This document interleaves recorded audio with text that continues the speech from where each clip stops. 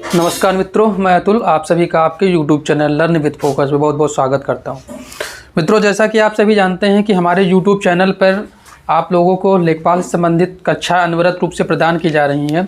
उसी संदर्भ में आप लोगों को भारतीय राज्य व्यवस्था एवं संविधान, इसके साथ ही साथ भूगोल की कक्षा अनवरत रूप से मिल रही हैं। भूगोल की 3 कक्षाएँ हो चुकी हैं, आज हम लोग चौथी कक्षा देखेंगे। और इसके अंतर्गत जैसा कि मैंने पिछले लेक्चर में आपको बताया था कि भारत के जो स्टडी करेंगे वो हम लोग 5 भागों में करेंगे। ठीक है, उत्तर का पर्वतीय क्षेत्र, उत्तर का विशाल मैदान, इसके अतिरिक्त तटवर्ती मैदान, साथ ही साथ आपका पठार हो गया, और लास्ट में हम लोग द्वीप को पढ़ेंगे। इसी संदर्भ में आज हम लोग भारत के उत्तर का जो पर्वतीय क्षेत्र है, उत्तर का पर्वतीय क्षेत्र, इसको हम लोग पढ़ेंगे। ठीक है, जैसा कि आप लोग हिमालय से तो परिचित होंगे ही। ठीक है, तो उसका निर्माण कैसे हुआ, इन सब चीज़ों को भी हम लोग 1 बाय 1 करके देखेंगे। लेक्चर थोड़ा लंबा हो सकता है, धैर्य बनाए रखिएगा और चीज़ों को अच्छे से समझने की कोशिश करिएगा।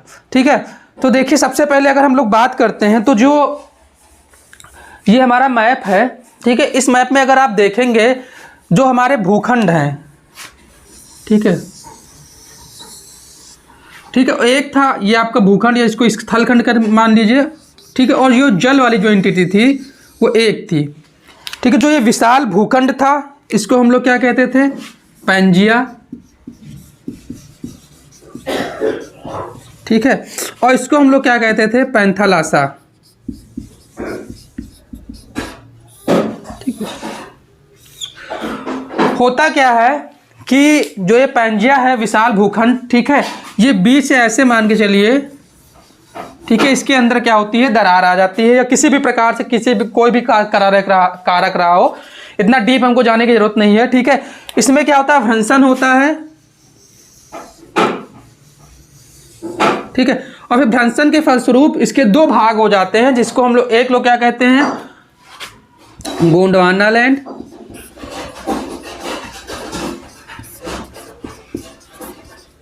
ठीक है, दूसरे को क्या कहते हैं हम, अंगारा लैंड। ठीक है, अब देखिए इसमें जब भ्रंशन होता है, भ्रंशन के फलस्वरूप इसमें आती हैं नदियाँ। नदियाँ क्या कहती हैं, नदियाँ होती हैं, नदियाँ अपने साथ गाद लाती हैं, बालू लाती हैं। ठीक है, ये और इसमें जो एक संकीर्ण, ठीक है, आकृति होती है। ठीक है, अब इसमें क्या होगा, इसमें जब जल हो जाएगा तो इसको हम लोग क्या कहते हैं, टेथिस सागर।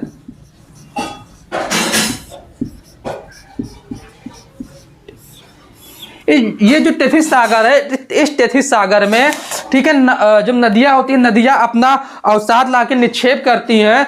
और होता क्या है कि ये जो गोंडवाना लैंड है, मीन्स अगर आप मैप में देखने की कोशिश करेंगे तो ये आपका अफ्रीका है। ठीक है, यहाँ पर टेथिस सी था, जहाँ पर आज आप हिमालय देख रहे हैं, वस्तुतः वहाँ पर क्या था, वहाँ पर टेथिस सी था।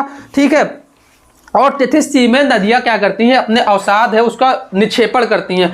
और होता क्या है कि जो अपना भारत का नीचे वाला पार्ट है, जो कि गोंडवाना लैंड का भाग था, वो धीरे धीरे उत्तर पूर्व की ओर उसका क्या होता है, विस्थापन होता है। और विस्थापन के फलस्वरूप इस अंगारा लैंड में जो गोंडवाना लैंड का नीचे वाला भाग होता है, जो कि आज के हमारे प्रायद्वीपीय भारत है, उसमें टकराव होता है। और टकराव के फलस्वरूप एक फोल्ड नुमा आकृति क्रिएट होती है। उस फोल्ड नुमा आकृति को हम क्या कहते हैं, आपका उत्तर का पर्वतीय क्षेत्र, या जो हिमालय वाला पार्ट है, उसका निर्माण होता है।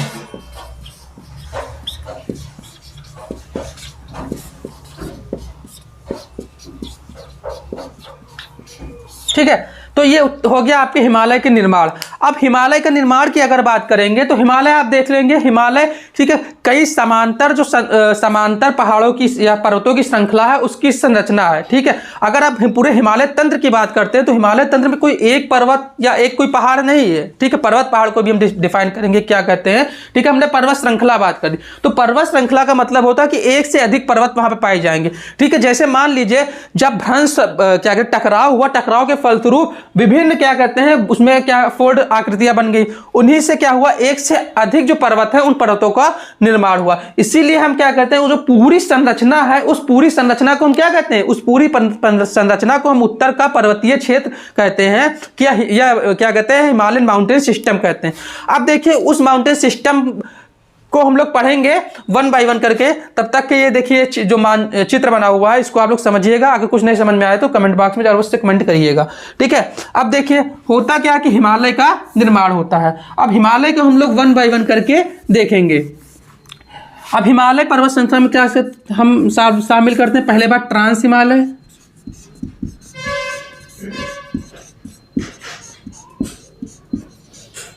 ठीक है, फिर ग्रेटर हिमालय, ठीक है, फिर मध्य हिमालय,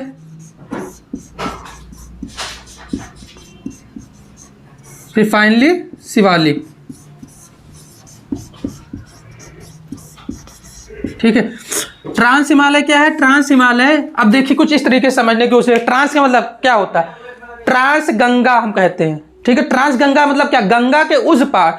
तो कहीं ना कहीं हम इसको हिमालयन माउंटेन सिस्टम में पढ़ते जरूर है, लेकिन जो उस पर इसकी उत्पत्ति है, जो इसकी जो बनावट है या जो बना है, ये हिमालय से पहले का है, ठीक है। ट्रांस हिमालय में भी अब हम देखेंगे काराकोरम, लद्दाख और जास्कर, ये 3 श्रेणी पाई जाती है, काराकोरम, लद्दाख और जास्कर, ठीक है। वो भी हम लोग बाद में देखेंगे। ग्रेटर हिमालय को, इसी को हम लोग क्या कहते हैं, महान हिमालय कहते हैं या हिमाद्री कहते हैं, ठीक है। मध्य हिमालय को हम लोग लघु हिमालय कहते हैं, ठीक है। ये आपका शिवालय हो गया, ठीक है। तो पहले ट्रांस हिमालय पर हम लोग बात कर लेते हैं। तो आप कुल मिला के कुछ इस तरीके से समझने की कोशिश करिएगा, ठीक है। जैसे मान लीजिए ये हमारा हाथ है, ठीक है। तो जो ये वाला आप चीजें सामने देख रहे हैं, ठीक है, ये इसका गिरपदीय क्षेत्र हो गया, शिवालिक हो गया। शिवालिक के बाद में मध्य हिमालय हो गया, मध्य हिमालय के बाद ये आपका मेन हिमालय होगा, जिसे हम ग्रेटर हिमालय कहते हैं, और ये ट्रांस हिमालय है, ठीक है। ट्रांस हिमालय इधर वाली संरचना है। अगर हम ऊंचाई के पर्पज से भी बात करते हैं तो जो आपका ग्रेटर हिमालय है, जो इसकी औसत ऊंचाई है वो लगभग 6100 मीटर के आसपास है। ट्रांस हिमालय की बात करते हैं तो इसकी जो औसत ऊंचाई है वो लगभग 6000 मीटर के आसपास है, ठीक है। मध्य हिमालय की बात करते हैं तो इसकी औसत इसकी जो औसत ऊंचाई है वो 3000 मीटर के आसपास है, ठीक है। शिवालिक है, इसकी जो औसत ऊंचाई 6000 मीटर के आसपास है, ठीक है। शिवालिक क्या है, ये गिरपदीय क्षेत्र है, ठीक है। मीन्स कहने का मतलब है कि अगर आप ऐसे चढ़ाई करते हैं, सबसे पहले आपको क्या मिलेगा, शिवालिक मिलेगा, फिर मध्य हिमालय मिलेगा, फिर ग्रेटर हिमालय मिलेगा और लास्ट में आपको ट्रांस हिमालय, ठीक है। अब देखिए ट्रांस हिमालय क्यों महत्वपूर्ण है। देखिए जितनी ऊंचाई पे आप जाते हैं वहां पर आपको क्या मिलेगा, वहां पर आपको ठंडक मिलेगी, बर्फ मिलेगी। इसीलिए जो ट्रांस हिमालय का रीजन है, जितने भी ग्लेशियर है, ठीक है, वो ट्रांस हिमालय पे पाए जाते हैं। और जो भारत अपना देश है, उस देश की सबसे ऊंची चोटी जो K2 है, ठीक है, जिसको गार्डविन ऑस्टिन कहते हैं, वो भी ट्रांस हिमालय का पार्ट है।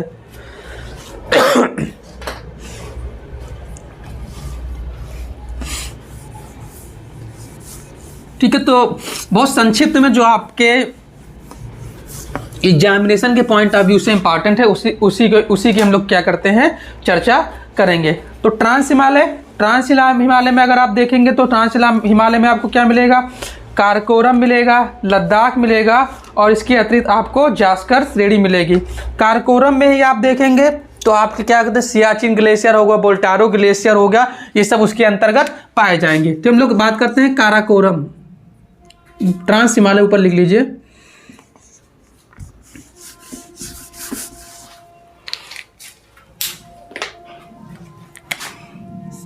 ट्रांस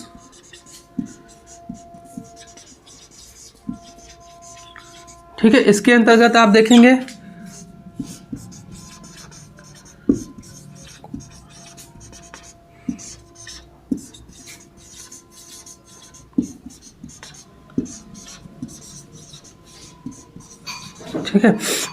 ठीक है, काराकोरम में ही आपके देखें K2 है, K4 है, सियाचिन,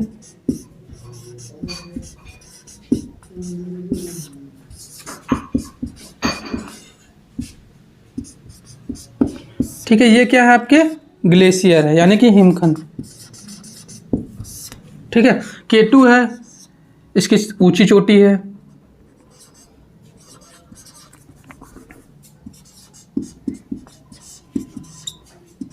ठीक है। ये आपका लद्दाख हो गया, ये जास्कर हो गया, ठीक है। ये ट्रांसफर, इसके अतिरिक्त इसमें कुछ बहुत ज़्यादा आपसे पूछा नहीं जाता है। फिर यही पूछ लेंगे कि आपको जो सियाचिन ग्लेशियर है, ठीक है, उसकी रेंज में काराकोरम, ठीक है, तो ये हो गया आपका ट्रांस हिमालय। ठीक है, अगर हम लोग अब जो ग्रेटर हिमालय है, ठीक है, ग्रेटर हिमालय की बात करते हैं, तो ग्रेटर हिमालय आप देखेंगे, जैसे मैंने आपको बताया कि जो इसकी औसत ऊंचाई वो लगभग 6100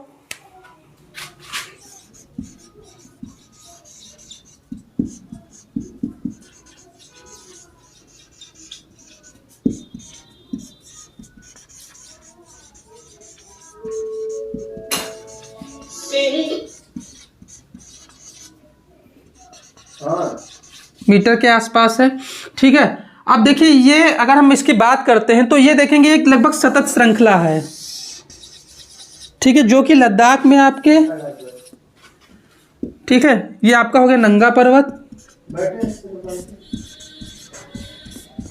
इससे स्टार्ट होती है और आप अरुणाचल प्रदेश में जाएंगे तो नामचा बारुआ।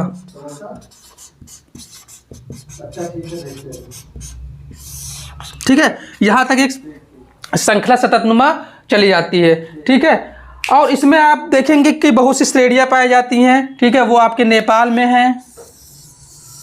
ठीक है, इसके अतिरिक्त आप देखेंगे यहाँ पर आपका उत्तराखंड पड़ता है, उत्तराखंड में भी इसके कुछ छोटी छोटी जो श्रेणियां हैं वो पाई जाती हैं। ठीक है, तो इसमें देखिए और बहुत ज़्यादा कुछ स्पेशल नहीं है, आपके एग्जामिनेशन के पॉइंट ऑफ व्यू से इतना ही इम्पॉर्टेंट है। ठीक है, इसके बाद में हम अगर बात करते हैं इसका, देखिए जो विस्तार है वो आप देख लेंगे। ठीक है, नंगा पर्वत से नामचा बरुआ पर्वत के बीच में। ठीक है, अब देखिए अगला जो हम लोग बात करते हैं, ठीक है, जो ग्रेटर हिमालय है, ग्रेटर हिमालय के बाद में हम लोग मिडिल हिमालय की बात करेंगे। तो मिडिल हिमालय जो है वो काफी कटा फुटा हुआ है। ठीक है, अगर हम लोग बात करते हैं इसमें, तो जो आपकी जो इसमें क्या है, हिमाचल में आपको धौलाधार श्रेणी मिलेगी। ठीक है, मसूरी श्रेणी आपको उत्तराखंड में मिलेगी।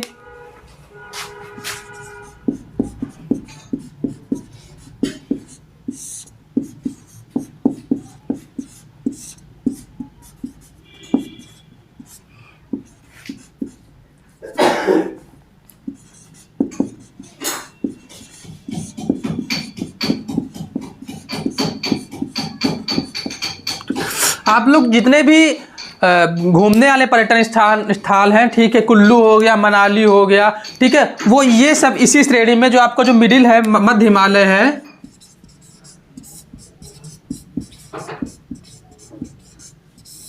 इसी श्रेणी में आपको मिलेगा। ठीक है, तो ये आपका हो गया मध्य हिमालय। इसके बाद में हम लोग अगर हम लोग शिवालिक की बात करते हैं, ठीक है, तो शिवालिक है, शिवालिक में भी विभिन्न प्रकार की चोटियां पाई जाती हैं। ठीक है, लेकिन शिवालिक को सिर्फ इसलिए हम ज़्यादा महत्वपूर्ण बताते हैं क्योंकि ये क्या है, हिमालय का गिरपदीय क्षेत्र है। ठीक है, और इसमें जब आपकी जो भी नदियां हैं, ठीक है, नदियां आके नीचे गिरती हैं, तो गिरने के फलस्वरूप यहीं पर क्या कहते हैं, विभिन्न प्रकार के अवसादों का निक्षेपण करती हैं। और इन्हीं अवसादों के निक्षेपण के बाद में क्या होता है कि आप नीचे जैसे जैसे आएंगे, ठीक है, आपको क्या कहते हैं, गंगा के मैदान मिलते हैं, जो कि हम लोग अगले नेक्स्ट चैप्टर में पढ़ेंगे। गंगा के मैदान में भाबर खादर, बांगर खादर, ठीक है, ये सब चीजें वहां पर आपको देखने को मिलती हैं। ठीक है, तो अगर हम लोग फिर से एक बार पूरे हिमालय की संरचना को समझने की कोशिश करते हैं, तो देखिए ये आपका, देखिए मान लीजिए ट्रांस हिमालय हो गया। ठीक है, ट्रांस हिमालय के बाद में आप ग्रेटर हिमालय, ठीक है, ग्रेटर हिमालय के मिडिल हिमालय, मिडिल हिमालय के बाद में आपको शिवालिक, और शिवालिक के बाद में फाइनली आप आएंगे, ठीक है, उत्तर भारत का मैदान, भारत का मैदान। ठीक है, ये आपका हो जाएगा महान हिमालय। ठीक है, इसके बाद में थोड़ा मार्कर में दिक्कत, मध्य हिमालय,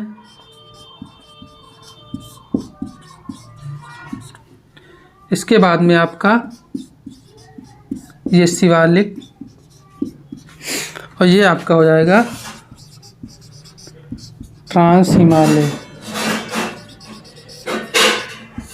ठीक है, तो ये एक संरचना हो गई। देखिए बहुत संक्षेप में जहाँ से क्वेश्चन आपके पूछे जाने की संभावना होती है, ठीक है, पूछ सकते हैं कि जो आपका ये मसूरी है किस हिमालय का भाग है, ठीक है, जो आप लोग घूमने जाते हैं पर्यटन स्थल, ठीक है, वो किस हिमालय का भाग है। तो ये सब चीज़ें बहुत डिटेल में जाते हुए बहुत संक्षिप्त में चीज़ों को मैंने बताया। जैसे मैंने आपको बताया कि औसत ऊंचाई नाम से स्पष्ट है, सब महान हिमालय होगी, उसकी सबसे ज़्यादा औसत ऊंचाई होगी। ठीक है, उसके बाद में मध्य हिमालय हो जाएगी, शिवालिक हो जाएंगी, ठीक है। जो आपकी भारत की सबसे ऊंची चोटी है K2, जिसे कि हम क्या कहते हैं, गाडविन ऑस्टिन, ये किस में है, इसी में आपका है काराकोरम रेंज, ठीक है, उसमें पाई जाती है। इसी काराकोरम रेंज में क्या होता है, आपके विभिन्न प्रकार के ग्लेशियर पाए जाते हैं, ठीक है। लद्दाख, काराकोरम के बाद में लद्दाख की सबसे जो ऊंची चोटी है उसमें क्या है, राकापोसी है, ठीक है। ये सब चीज़ों को मैंने आपको समझाने की कोशिश किया है और आशा करता हूँ कि समझ में भी आया होगा, ठीक है। इसके अतिरिक्त है क्या कि जो विभिन्न भूगोल वेत्ता हैं, उन भूगोल वेत्ताओं ने जो आपका हिमालय है, उस हिमालय को आपके जो नदियों हैं, नदियों के आधार पर भी विभाजित करने की कोशिश की है, ठीक है। तो उसको भी हम लोग देखेंगे, नदियों के आधार पर भी हिमालय का विभाजन होता है और उस विभाजन को हम लोग देखने की कोशिश करेंगे, ठीक है। नदियों के आधार पर अगर हम लोग हिमालय के विभाजन की बात करते हैं तो जैसे पंजाब हिमालय हो गया,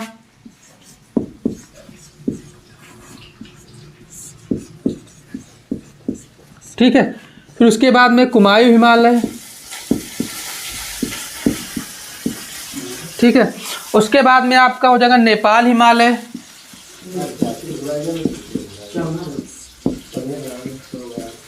ठीक है।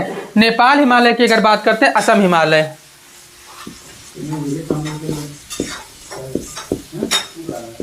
ठीक है। अगर हम लोग पंजाब हिमालय की बात करते हैं तो पंजाब हिमालय क्या हो जाएगा, सिंध एवं सतलज,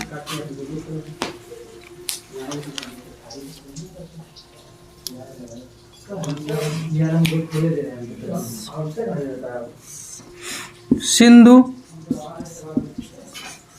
एवं सतलज के बीच में, ठीक है। और अगर इसकी बात करते हैं तो ये आपका हो जाएगा सतलज नदी और आपका काली नदी,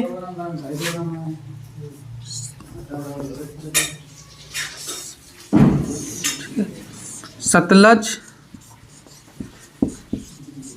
और काली।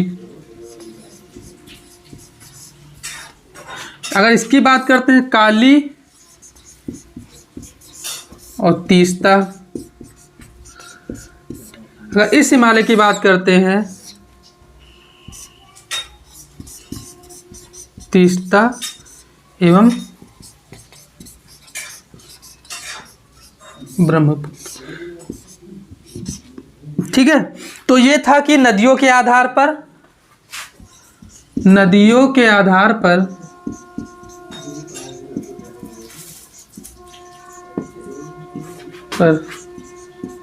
हिमालय का विभाजन,